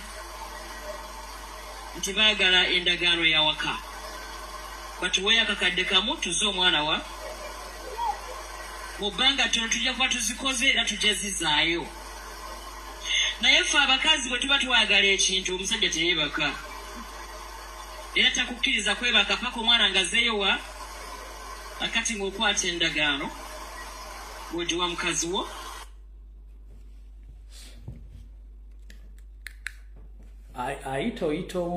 ayita omu amagamaga oyo sinze nzize mbasomesa ebintu bye kuva mabega nnyo nga bategeeza muganya okutegeera. Mu system yemu bagazzeeko system ya online conning abagirimbaganya Rwanda. Bateekawo bu app nga bu app obukuloosa nti bugaba ensimbi oba buzaazisa ssente zammwe zemutaddeyo oluweza obuwumbi nga ka app kaggalawo nga ssente bagenda nazo. Nabagambye mubende bakubya abantu basukka mu kakadde k'abantu. Teri radio yakyogeddeko, teri wadde TV yakyogeddeko. Saudi Arabia ne Qatar babbye abaana ababbye namba balina z'Ebungereza nenga bali Uganda bagenza okugenda nti details okukebera ng'era abanyalonda bali mu kintu ekyo. Kati ngenda kuga app zonna eziri ez'oku online nga zirimu bintu bya ssente simanyi charity biki byonna bonna ye group yemu. Ebyo byonna bikola under occupation okuleka ng'oli tayo nga toyina kyogenda kusigaza. Okwata ssente zo n'oweerera omwana ate bw'amala okusoma n'omunoonyeza omulimu n'omunoonyeza passport afuluma agende ebweru. Eggwanga lyaligasiza ki? Abaana abo bafiirayo. Wonna bagamba temuvuma bakadaama. Nalwana wano n'abavubuka ku social media baga temuvuma abaana bayita ba house managers. Lwaki? Ngera kugamba abaana abo ab'obuwala ebitundu 6 ku buli 100 abaana abasinga obungi bamala senior 4. Ekitono nnyo bamala senior 4 bategeera. Wabula bw'atunuulira gy'avudde ssente muzadde ze yamuteekamu obufumbo bwamulema oba kiki enkozesa gye bamukozesa n'endya gy'alyamu n'ensula gy'asulamu. Omwana oyo aba alina okunoonya ekintu ekigenda omubuzaabuza obwongo. Lake naafu mwanyamba ne mukitegeera. Ne mbaga temuvuma baana abo. Mutemanyi kye bayita stress buli mu nnyumba ya Muwarabu. Abaana bakolanga balubu. Balubu ogiyingizaamu waggulu efulumamu efudde. N'abaana abo okufuluma mu bibaba by'Abawarabu zibeera ssaala. Abaana basinga obungi tebatoloka nti bw'okutoloka tolooza nti batoloka baagadde. Yave Kampala ali ku ndagaano ndala atuuse Saudi Arabia aliyo birala. Atuuse Saudi Arabia okusaba musasula. Omwana boss ayagala mukozesa. Boss kennyini ayagala muja kiwojjole. Emmere okulya lutalo. Bamutambuza va mu nnyumba enaddamu eri ava mu nnyumba. Omwana banga akola mu nnyumba 3 ng'afuna akakadde kamu. Gwe omwana omusubidde agenda kubeera atya mentally. Agenda kubeera disturbed. Abaana bakola bwa security. Mu nsi ezo zonna. Abaana abayimirira okuva ku makya mpaka esaazi bakola sizimanyi ng'akutta omuggo. Olumu talidde breakfast, olumu ne lunch tagiridde ng'alina okudde mu bed space oba mu accommodation gy'asula. Either yeefumbire. Alowooza ewaka, alowooza obusente bw'afuna, alowooza obudde bwe yamala ng'asoma. n'agatta ebintu bingi omanye tewali kintu kisinga kusuula bantu ddalu nga kugatta ebintu biwayitamu mu buto ng'osoma nga byokola tebikwatagana ne byewasoma oli mu kubonaabona nga nebyobonaabona si wammwe omusajja akumanyira muwalabu ogenda okugatta ebintu bingi nnyo ogenda okulira ng'otabuka kati nabagamba musooke muleke ba house managers tembavuma temuvuma ba seculiko avuma wa seculiko ng'omwana yafuna miliyoni agenda okumala ogisaasaanya nga wala yasigaza emitwalo 5 mu bulamu naye nga ne bagiwereze waka bagibbye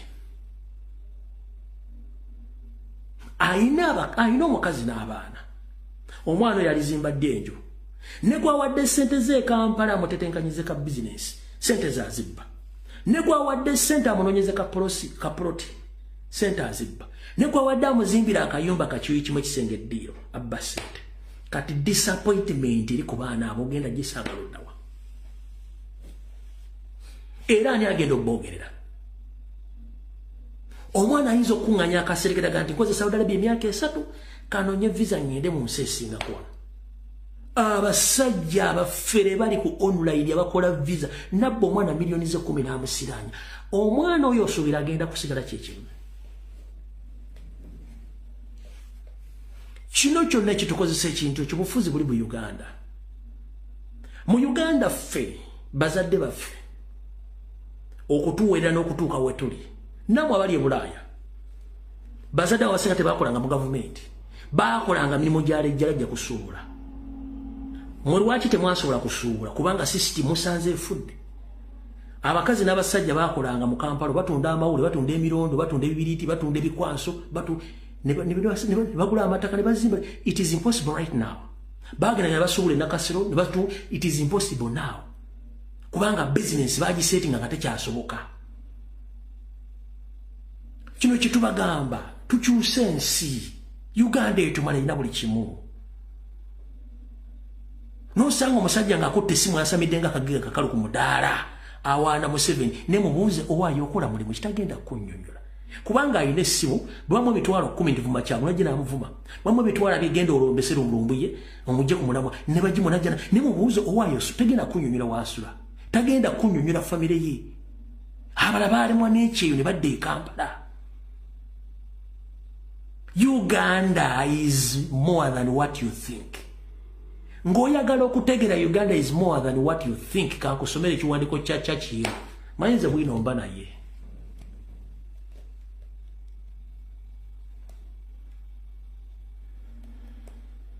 kankusomera ekiwandiiko kya Churchill wano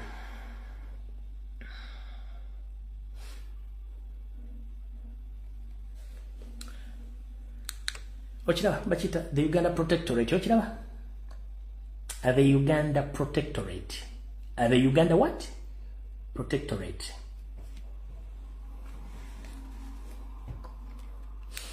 Kisoma wechiti. Uganda Protectorate. A development plan for Uganda by E.B. Worthington. December 1946. Obukuuma eggwanga Uganda mu nkola ey'Abangereza.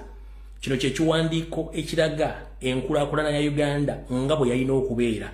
Kyawandiikibwa omukulu gwe bayita Washington mu mwezi ogw'Ekkumi omwaka 1946. With forwarded by His Excellency the Governor of Uganda. Bakiweerezaako eyali essaawa ezo atwala ettwale lya Uganda Governor ali musajja Mungereza. Kankusomero kano katono nnyo kawulire.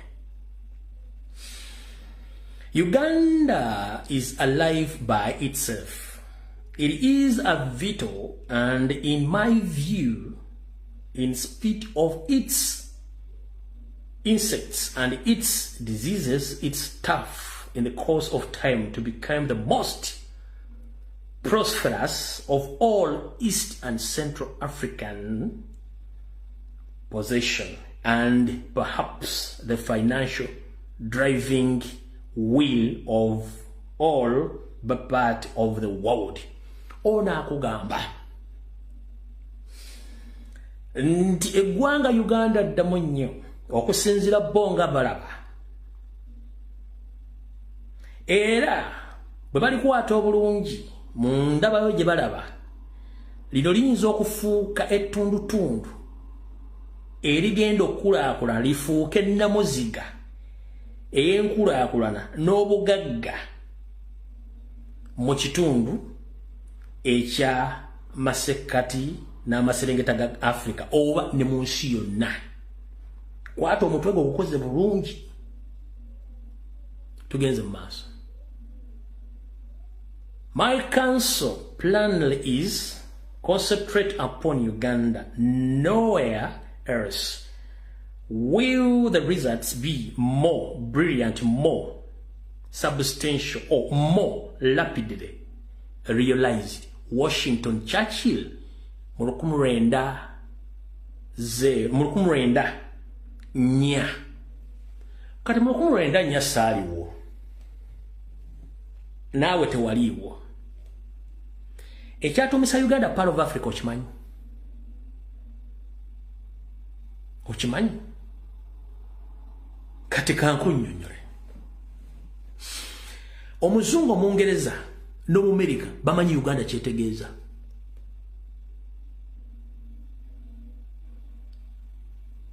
omuzungu omungereza amanyi kyekitegeeza Uganda n'ebibugagga byerina. Uganda erina buli kimu kyonna ekyetaagisa ogikulaakulanya mu myaka 10 eba yateredde. Erina minerals, erina ettaka eggimu, erina abantu abaaniriza, abatasosola, ab'empisa, erina embeera y'obudde.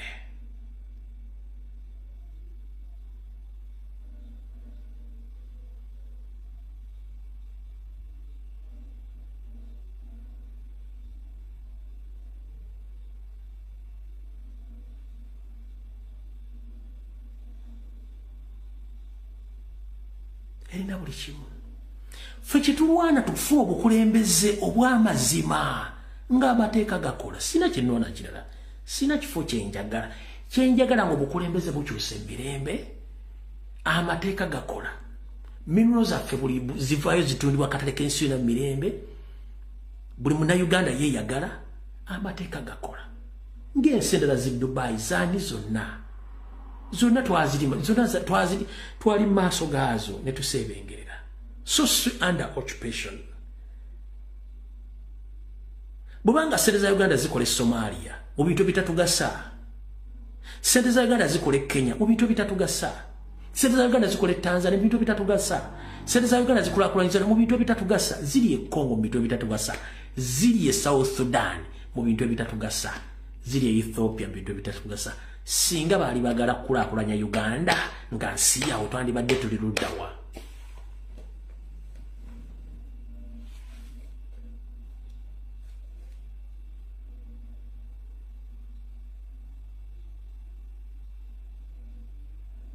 Nyinza okuba politically nawe tetukkiriziganya, but when you sit down and you realize the history of Uganda economically and what was planned for Ugandans at that time, twandibadde better far than what we are right now. Let Idi Amin Dada knew that Uganda had each and everything which needed at that time to develop that country. But Museveni and his colleagues, eyo si yali theory yaabwe, eyaabwe yali yakwavuwaza banda Uganda were taking it over. That's what is taking place right now. Bw'omuntu wakufuula omwavu akufuula omusabirizi. Naye bw'ofuuka omwavu oggwamu ekitiibwa n'ofuuka omusabirizi. Omusabirizi tabeera na mukisa, kibaga the beggar has no choice. Oli kyayagala kyakuwaako ate waddembe n'okukuggyako kyabaakuwadde kyekigenda mu maaso. Lwaki temutegeera logiki? Oli azze akututteko ettaka lyo, walisikira, waligula, alitutte from nowhere. Economic alaba akosse.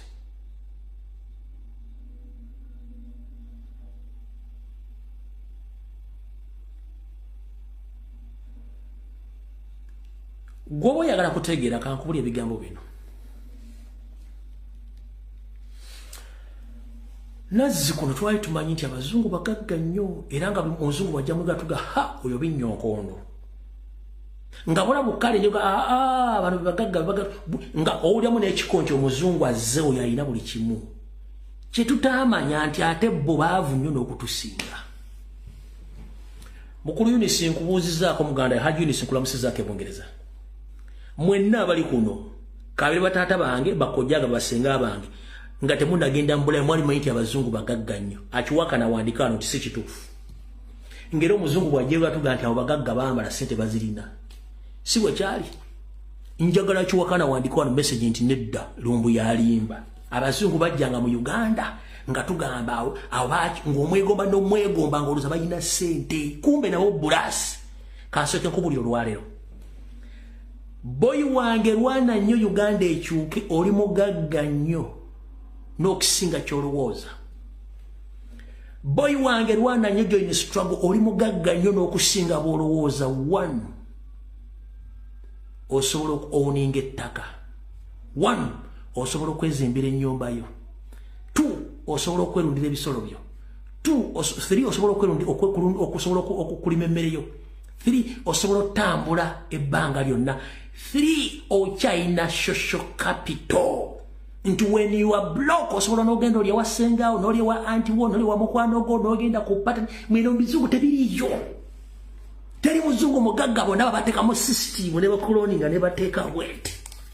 Omuzungu akola mpaka kuwulira obiri wafa ne batasobola kukola mufumbi ya nyumba nabeera ku street. Njagala ombuulireyo bannansi b'Amerika basula ku street si bannansi. Bannansi b'Abungereza basula ku street si bannansi. Genda mu European country nabasule Canada bannansi basule Canada basule kubanga bwatuuka system nga takyagisobola ng'emukasuka which is not okay, which is not the same in Uganda.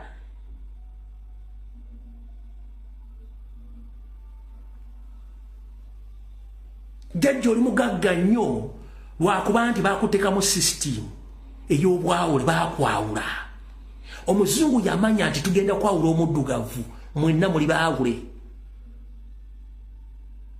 Oli mwawula otya agenda kate Katonda yazze bintu bya ddiini baakwawula oli mwawule. Omuzungu yakwawula n'entegeerayo. Yakwawula atya?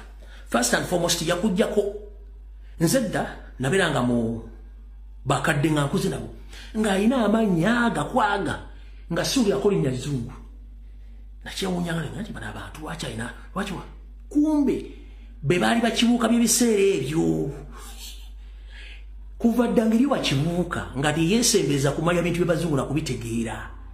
Abaali bakibuuka nga babayitanga bakagubiiru tiyo family bakagubiiru butopa buli amanya simanyi John simanyi Peter nga bakagubiiru beetuma amanyaga baagaana okwawulibwa. Bwe bakutuuma erinnya ezzungu okyali etuuma oli mwawule baakwawula. Bw'oba okyasobola okuyimirira katuuti oba mufairo nga nti nze sigenda kuwasibwa musajja atali mu katuliki sigenda kuwasibwa mukazi atali musajja atali musiraamu nze omwana omuwala omusiraamu sifuma musajja atali musiraamu baakwawula obwongo oli mwawule. Katonda ali ogu talina we yakirambika mu Bibuliya oba mu Kurani nti mugende mu nsi nze nga mwawukana mu ndowooza baakwawula obwongo. Nakyo tosobola kitegeera. Baakwawula obwongo. Oli Muganda, oli Munyoro, oli Mutooro, wabula ne bakuteeka mu fiksi y'eddiini tinza musiraamu sifumbira mu Katuliki. What's the difference there? If you still believe in that nonsense, then you are fool. We are all human beings, believe in one man, that is God. So, bw'oba okyanze omwana omuwanga omukatuliki tafumbirwa musiraamu nonsense. Nze omwana wange omuwala atafumbirwa omwana musiraamu tafumba muntu atali musiraamu nonsense. Mugenda kuyingira mu ggulu omuliro gubookye. Gugenda bookya mpaka kuwulira bubi kubanga mwagaana okutegeera nti baabawe mwenna muli baawule babawula n'entegeera yammwe. Nze owange oba omwana wange oba omusiraamu oze omukatuliki oze omuprotestant nkuwatwala.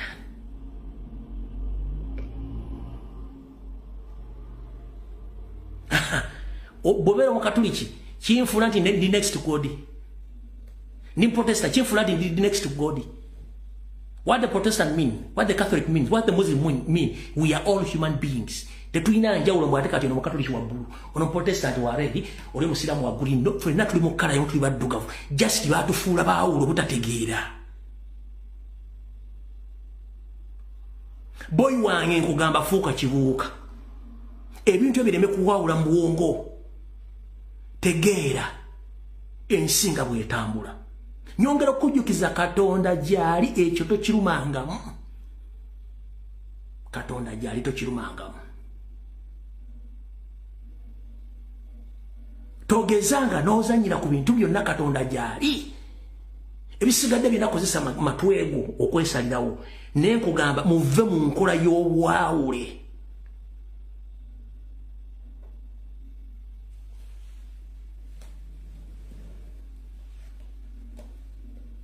bwakwawudde mu maka bakwawudde mu ddiini bakwawudde mu bizinesi bakwawudde mu byobufuzi bakwawudde mu ndowooza nze ndi tiimu gundi total nonsense you have common cause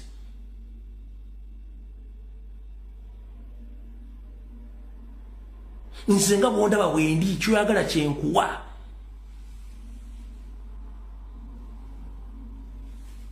omwana asazewo nze kangenere nti over my dead body nze seeka bumaali omwana wange tafumbirwa mu katuliki seeka bumaali wagwana nze John wange tejjayo musiramu tajja John osobola otambulanga John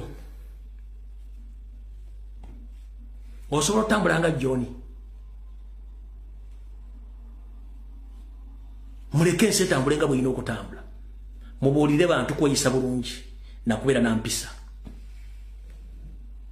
omuddugavu osigala oli muddugavu ne bw'oligendawo osigala oli muddugavu east or west home is best let no one deceive you tebalina omwakulimba sigaza omutwe gwo bw'oba oli mukatuliki ng'omuyisiraamu asimye omwana wo muweeyo tokukuluma bw'oba oli muyisiraamu ng'omwana alina choice ya musajja wa ddiini muweeyo Katonda yamanya yasalawo neyo mentality ey'obwawule nga bakwawulemu njala bakwawuddemu obwongo nti mutereere